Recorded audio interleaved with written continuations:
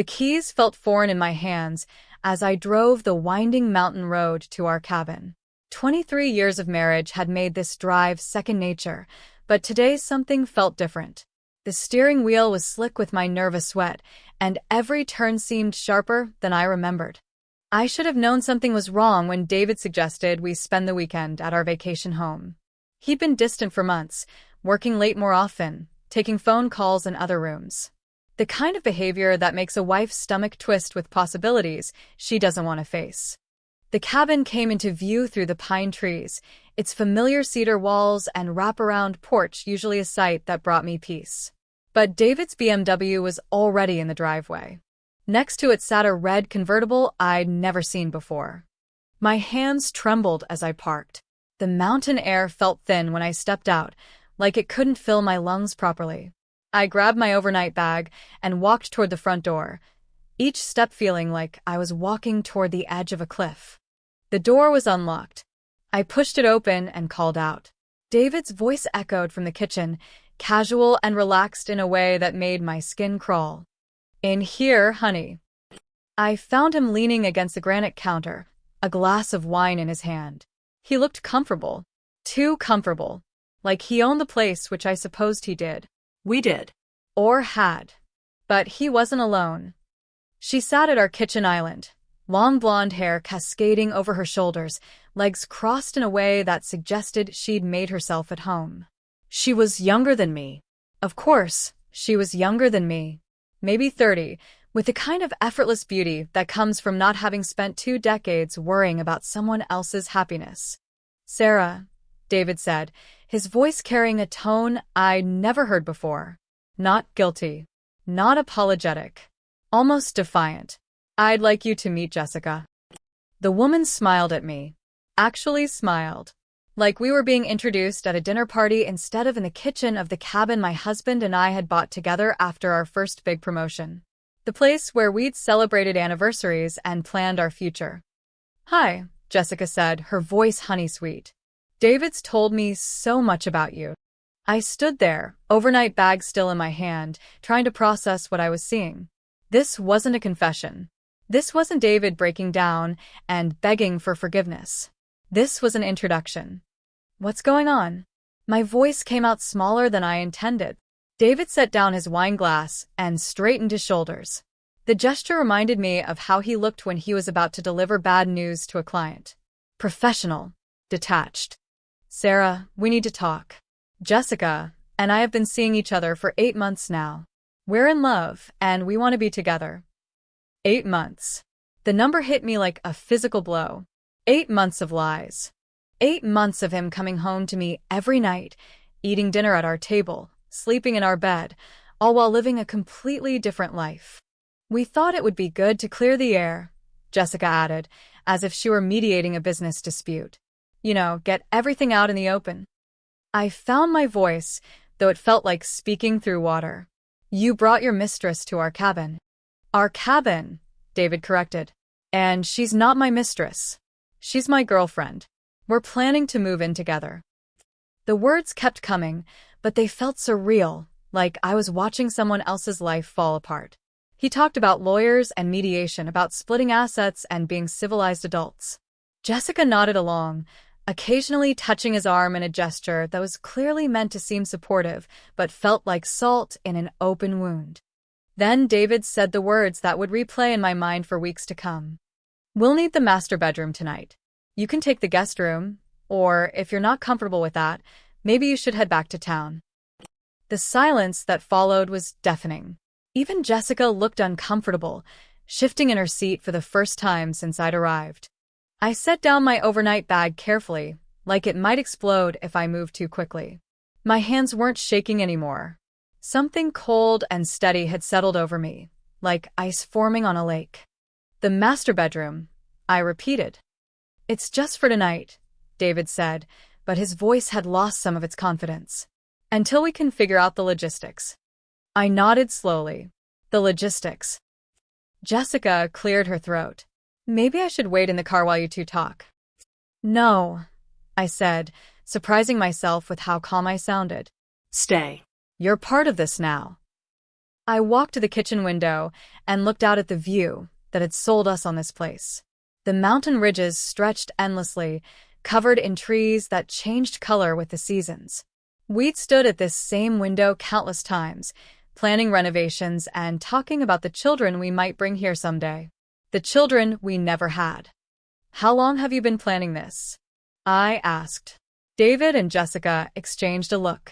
Planning what? This. Bringing her here. Asking me to give up my bedroom in my own house. It's not your house, Sarah. It's our house. And we're not asking you to give up anything permanently. We just need one night to figure things out. I turned back to face them. David looked different somehow, like I was seeing him clearly for the first time in years. The way he held himself, the way he looked at her instead of me, the complete absence of guilt or shame in his expression. "You're right," I said. "It is our house. 50-50, according to the deed." Exactly. So, you understand why we need to be reasonable about this.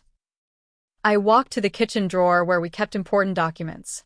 Insurance papers, warranties, the deed to the cabin. My fingers found what I was looking for immediately. "David, do you remember when we bought this place?" "Of course I remember." "Do you remember who put down the down payment?" He frowned. We both did. We pooled our resources.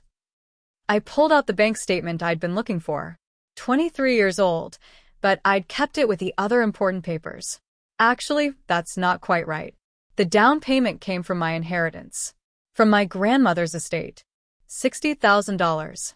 Jessica leaned forward slightly, like she was trying to follow a conversation in a foreign language. "That doesn't matter," David said, but his voice had lost its certainty. "We've been married for over 20 years. Everything is community property." "Most of it, yes, but not everything." I walked back to the window, still holding the bank statement.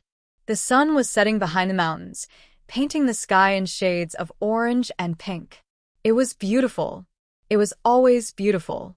My grandmother was a smart woman. She didn't trust banks or the stock market, but she understood real estate.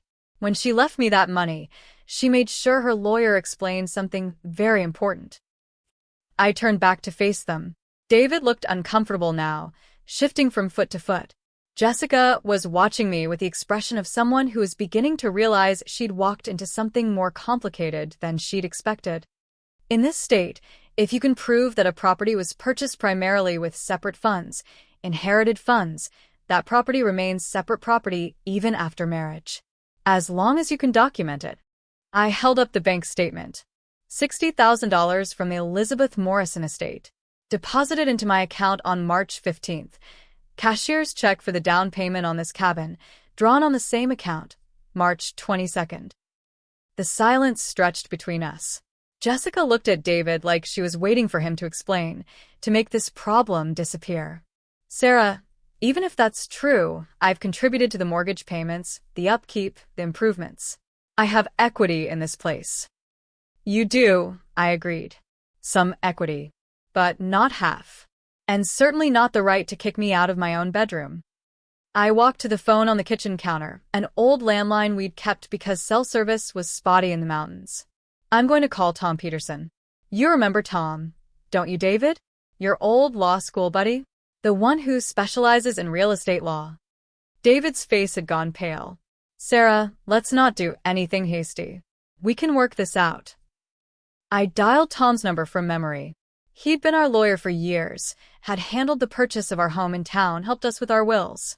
He knew our business better than anyone. "Tom, it's Sarah Mitchell. I'm so sorry to call you at home, but I need some advice about the cabin." "Yes, the one in Pine Ridge.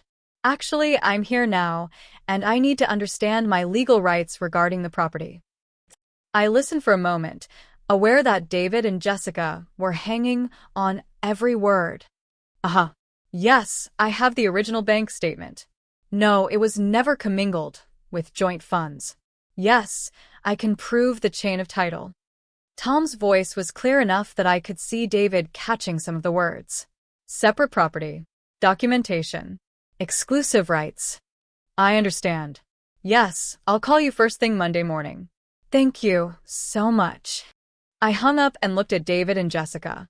They were both staring at me like I'd just grown a second head. Interesting conversation, I said. It seems that as long as I can document the source of the down payment and prove that the inheritance money was never mixed with marital funds, this cabin is legally mine. Not ours. Mean it. Jessica stood up slowly. Maybe we should go back to the city.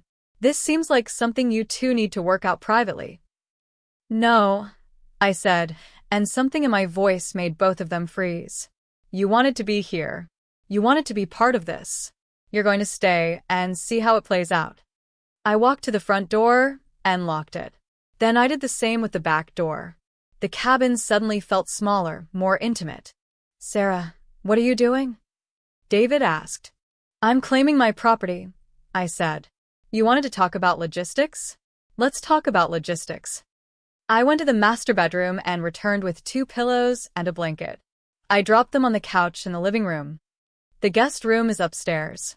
Twin beds. You're welcome to it. Both of you. Jessica looked horrified. I am not sharing a room with him while you're in the house. Then you're welcome to sleep in your car. David stood up, his face flushed with anger. This is ridiculous, Sarah. You're being vindictive and petty. I'm being practical. You brought your girlfriend to my house and demanded my bedroom. I'm offering you accommodations.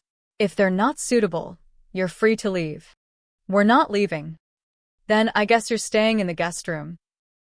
The next few hours were unlike anything I'd ever experienced. David tried reasoning with me, then threatening me, then ignoring me entirely. Jessica alternated between sulking and making snide comments about my behavior. They huddled together on the couch, whispering and shooting glances in my direction. I made dinner for one. I poured wine for one. I sat at the kitchen island and ate in silence while they grew increasingly uncomfortable. Around 10 o'clock, Jessica cracked. This is insane, she announced.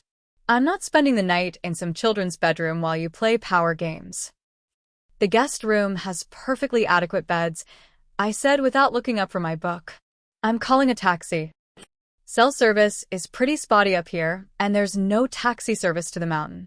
You'd need to call a car service from the city. Probably cost you $300 each way. David pulled out his phone and stared at the screen. No bars. There's a landline, Jessica pointed out. There is. You're welcome to use it. Though I should mention that most car services won't drive up here after dark. Liability issues with the mountain roads.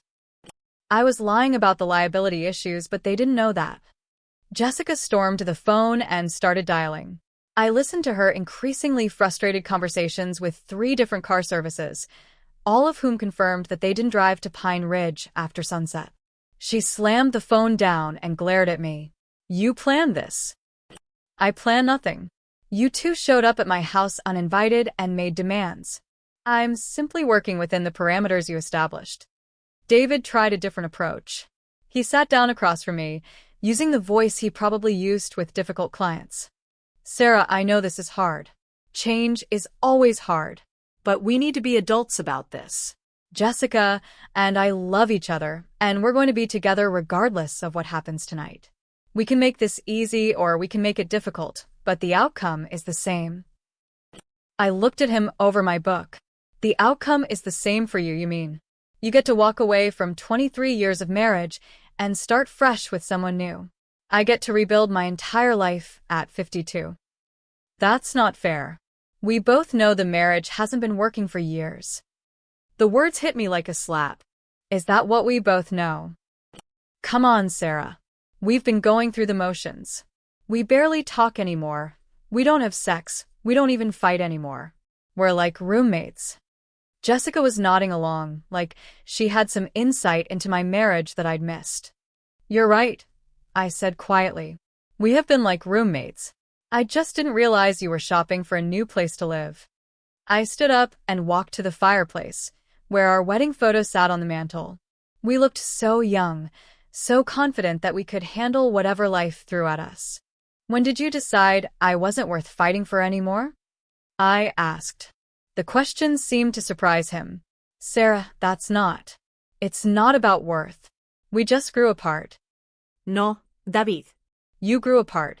You found someone else and decided it was easier to leave than to work on what we had. I picked up the wedding photo and studied it. The woman in the white dress looked like a stranger to me now. Do you remember our first night here? I asked. In this cabin? David shifted uncomfortably. Sarah, I don't think this is the time. We christened every room. You said this place was going to be our sanctuary, our retreat from the world. Jessica made a disgusted sound. Do we have to listen to this? I looked at her, really looked at her, for the first time since she'd introduced herself. She was beautiful, there was no denying that. But there was something else in her face, something cold and calculating that I was just beginning to recognize. How did you two meet? I asked. David and Jessica exchanged another look. At a conference, David said. What kind of conference? Legal conference. In Chicago. I nodded slowly. Jessica, what kind of law do you practice? Family law, she said, lifting her chin like she was proud of it. The pieces clicked into place all at once. Family law. 8 months. The confident way she talked about assets and mediation. You're not just his girlfriend, I said. You're his lawyer. The silence that followed was deafening. David's face had gone white, and Jessica looked like she'd been caught stealing. That's not. It's more complicated than that, David stammered. Is it? You hired a divorce attorney, started an affair with her, and now you're trying to intimidate me into giving up my property. How is that complicated? Jessica stood up, her professional mask slipping back into place. My relationship with David began after he retained my services. There's nothing unethical about it. Except that you're representing him in divorce proceedings that I wasn't even aware had started. We haven't filed anything yet. We wanted to see if you'd be reasonable about settlement discussions. I laughed, but there was no humor in it. Reasonable. Like giving up my bedroom in my own house, so you two could have a romantic weekend while planning how to divide up my life. The full scope of their plan was becoming clear. They'd brought me here to soften me up, to make me feel isolated and powerless. They'd probably planned to present me with papers to sign, some kind of preliminary separation agreement that would give David more than he was entitled to. But they'd made a crucial mistake. They'd underestimated me. I walked to the kitchen drawer where I kept my own important papers. Not just the deed and the bank statements, but something else I'd been saving for years without really knowing why. David, do you remember your bachelor party? His face went even paler. What does that have to do with anything? I'm just wondering if Jessica knows about it. About all of it. I pulled out a manila envelope I'd hidden behind the warranty papers. Inside were photographs, printed from a digital camera, that had been sent to me by David's best man's wife 3 weeks before our wedding. Linda thought I should know what kind of fun you boys had in Vegas. She was worried that maybe you weren't ready for marriage. I spread the photos on the kitchen counter. David at a strip club, David with a woman who was definitely not me, David doing things that married men shouldn't do with people who weren't their wives. I kept these for 23 years. I told myself it was just bachelor party nonsense, boys being boys. But I kept them. Jessica leaned forward to look at the photos, and I saw her expression change. This wasn't the man she thought she knew. That was over 20 years ago, David said desperately. It doesn't mean anything. Doesn't it? Because there are more recent ones. I pulled out my phone, the one I'd claimed had no service. It had been recording for the past hour, sitting innocuously on the kitchen counter. Did you know that modern phones can record video even when they don't have signal? The files just save locally until you can upload them. I showed them the screen. Clear footage of their conversation about assets and mediation, of Jessica calling herself his attorney, of David admitting to 8 months of deception. This is evidence of adultery and fraud. Conspiracy to defraud a spouse of marital assets. And Jessica, this is evidence of you engaging in an intimate relationship with a client while representing him against his spouse. The State Bar would be very interested in this footage. Jessica's professional composure cracked completely. You can't use that. We didn't consent to be recorded. This is my house, and I'm allowed to record conversations in my own home. especially when my husband brings his attorney here to discuss how to cheat me out of my property. I walked to the front door and unlocked it. You have two choices. You can leave right now, drive back to the city, and wait for me to contact you through my own attorney. Or you can stay here and see what other evidence I might have collected over the years. David looked at the photos scattered on the counter, at the phone in my hand, at Jessica's stricken face. Sarah, we can work this out. There's no need to make this ugly. You made it ugly when you brought your lawyer to my house and asked for my bedroom. I'm just responding to the situation you created. Jessica was already gathering her purse and keys. David, we need to leave. Now. But David wasn't moving. He was staring at me like he was seeing me for the first time. 23 years, he said quietly. You kept those photos for 23 years. I kept them because some part of me always knew this day would come. That you'd find someone younger and prettier and decide I was disposable. That's not what happened. Isn't it? He looked around the cabin, at the life we'd built here, at the memories embedded in every corner. For just a moment, I saw something like regret in his eyes. It could have been different, he said. Yes, it could have. You could have talked to me. You could have suggested counseling. You could have even asked for a divorce honestly instead of trying to manipulate me out of my assets. Jessica was tugging at his arm. David, we need to go. This is becoming a legal liability. He shrugged her off, still looking at me. What happens now? Now you leave my house. Monday morning, I call Tom Peterson and hire him to represent me. He'll contact Jessica's firm and inform them that their client is no longer welcome in my home. What about us? Our marriage? I looked at the wedding photo on the mantel, then back at him. What marriage? You ended it 8 months ago. You just forgot to tell me. That night, I slept alone in the master bedroom for the first time in years. The bed felt enormous and strange, but also somehow right. Like I was reclaiming something I'd forgotten I'd lost. I woke up early and made coffee for one, eggs for one, toast for one. The silence was profound but not lonely. It was the silence of possibility, of a life that could be anything I wanted it to be. Around noon, my phone finally picked up a signal. I had 17 missed calls from David and 3 voicemails from Jessica. I deleted them all without listening. Instead, I called Tom Peterson and told him I needed to file for divorce. I told him about the cabin, about the inheritance, about the evidence I'd collected. He listened carefully and assured me that I would be well protected. Then I called my sister, who'd been warning me about David's wandering eye for years. She cried with relief when I told her I was finally ready to listen. Finally, I called a locksmith in town and arranged to have the locks changed on both the cabin and our house in the city. David could collect his belongings with a police escort like any other estranged husband. The divorce took 6 months to finalize. David fought for half the cabin, but Tom was ruthless in defense of my documentation. In the end, David kept the house in the city and most of our mutual investments. I kept the cabin, my retirement account, and my dignity. Jessica's law firm quietly suggested she might want to seek employment elsewhere after the state bar launched an investigation into her conduct. The last I heard, she and David had broken up. Apparently, when the excitement of sneaking around wore off, they discovered they didn't have much in common.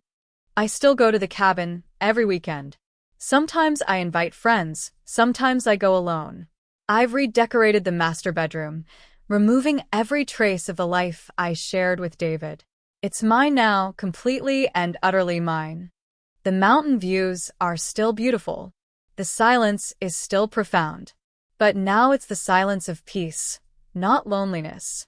The silence of a woman who remembered her own strength just in time. Sometimes I wonder what would have happened if I'd just meekly accepted their demands that night. If I'd slept in the guest room and let them have their romantic weekend in my bed. If I'd signed whatever papers they'd brought with them. But I don't wonder for long.